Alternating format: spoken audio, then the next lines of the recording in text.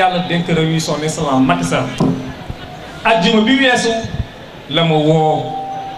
bi ma ñëwee macha allah le président ma si lu ma wax mooy Habib dama bëgg nga ñëw ànd ak man nga liggéey ñu liggéey pour ci seen kanam ma ne ko président ma ne ko nangul naa la lii nga ma xaw parce que man fi may nekk yëpp yow laay nooyee sama mouvement bi président Macky Sall lay nooyee donc ñun aussi day gorewu day dëggu day loyal ma ne ko président yow ingénieur nga man ingénieur la yow chance bi nga am mooy occuper nga toutes les postes clés de l'État donc Sénégal tey kenn tooyewul si yow président bëggaat nañ na encore ma ne ko président man sama bopp ak ñii nga xam ne yaakaar nañu Habib Niang incha allah yëpp jël nañ ko këpp nañ ko si sa saab dama leen di ñaan mbokk yëpp tey suñ alliance avec le président Macky Sall dañ koy dëggal ni ngi liggéey nag de dinañ gën a yokk doole bi yaakaar naa ne yéen ñëpp gis ngeen at bu nekk ni ngi dajale yàlla defoon ñu bëri yaakaar nañu léegi Habib Niang moom wax rek moo fi nekk tey yaakaar naa ne tey ñi fi toog ñëpp ay magum jëmm nañu li nekk si biti mu ëpp lu nekk si biir dama leen di ñaan yéen ñëpp na ngeen téye fi ngeen téye di ngeen xam ne ni am nañu un président de la République kii nga xam ne bëgg na liggéey fii nga xam ne maanaam mooy suñu commune mooy suñu région mooy Thiès donc li ma leen di ñaan mooy mbokk yi nañu gën a defaraat suñu taxawaay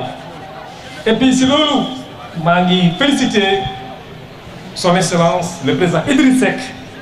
tey nu mu rejoindre le président Macky Sall dañu waxante dëgg moom si bopp wax na ko donc nag vraiment loolu dañ koy rafetlu dama leen di ñaan rek dëkk bi suñu dëkk la kenn duñu ŋaayoo ñun nag ni ngi ñaan ñii nga xam ne maanaam ñooy responsable affaire yi nekk bi Thiès ñun seen rakk nañu tàllal leen si loxo ñu ñëpp di liggéey pour lan dóorandoo président Macky Sall jëm kanam incha allah rabbi fi may terminer mooy liggéey bi tàmbali na waat bu baax femmes yi incha allah rabbi fan yii dinañu reprendre formation yi même financement yi taxaw na formation aussi des jeunes yi taxaw na vraiment tey dama kontaan ba xaw ma sax lu ma wax lenn rek moo ma xaw a blessé lu Habib Niang di def tey benn meeting fii ñi bëgg ne nañ Habib Niang du fa amee mais loolu duñ ko nangu mais loolu yëpp nag ay plan rek mais loolu duñu yëngal ñun joxe nañu suñu kàddu tey jox nañu suñu loxo jox nañu suñu caabe au président Macky Sall donc bal bi nag mu ngi si kanam lu mu wax moom nañu def vraiment sant naa yi tey nag vraiment waroon na am délégation bu jóge présidence comme noonu ko xamee suba dafa am conseil des ministres ma ne leen man mënu ma reporter sama activité bi parce que sama jigéen ñi macha allah jigéenu jàmbaar nañu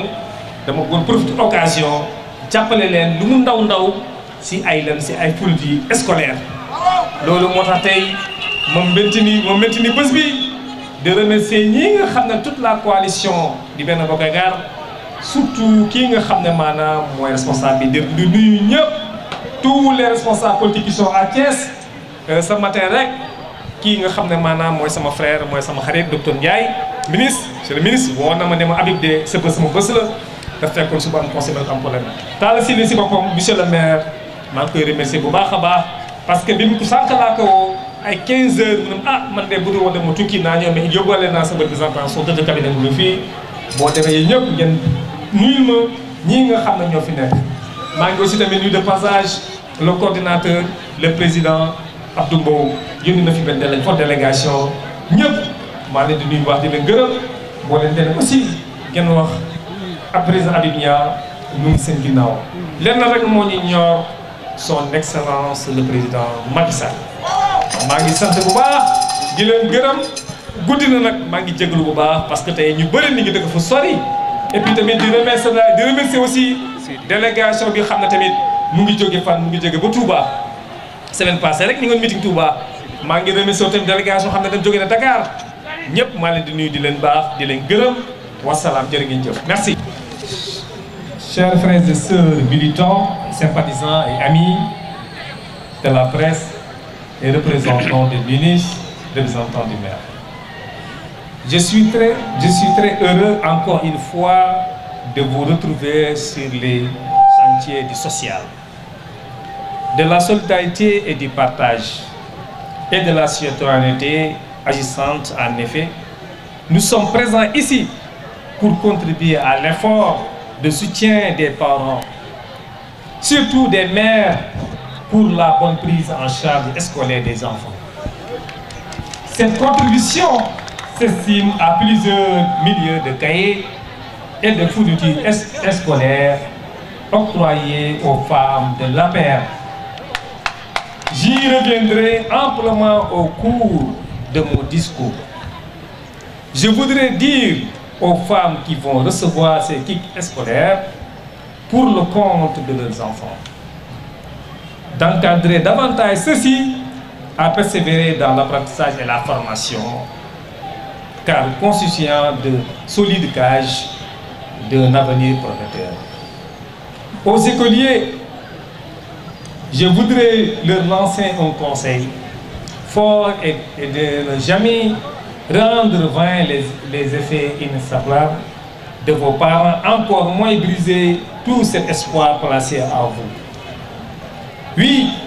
une éducation suivie et réussie constitue l'une des rares clés qui ouvrent les portes de la liberté, de l'épanouissement et de l'accomplissement de soi. Tout cela motive notre présence ici et donne sens à notre action de soutien à l'effort scolaire. Mais je voudrais vous dire que toutes ces actions ne constituent qu'une expression profonde de notre soutien infaillible à la politique économique et sociale de son Excellence le président Macky Sall. Je dois vous dire, chers militants et sympathisants, qu'il m'a reçu en audience en début de ce week-end passé pour me faire part de toute sa satisfaction pour le travail que nous abattons ensemble pour le compte des populations de Thiès. En ce sens, le président nous a fait la demande solennelle de venir travailler avec lui au sein de son parti politique, l'Alliance pour la République APR. Nous avons accepté cette demande avec fierté et responsabilité. Donc sachez que nous sommes désormais militants de l'APR. ndax ñun ak président du mburu ak soow moo ñu boole mais suukar ak soow wala boole naan wala boole tuur moo ñu boole ak président. ñun ak président lu ñu boole mooy léegi mooy suukar ak soow naan wala boole tuur. Je demande par la même occasion aux responsables politiques de l'APR ainsi que ceux de la coalition à travailler main dans la main pour le triomphe exclusif du président Macky Sall et des populations de Thiès. Je m'ouvre entièrement à cela. Je vous remercie de toutes pour cette belle rencontre d'échange et de partage pour le compte de l'avenir du Sénégal des enfants.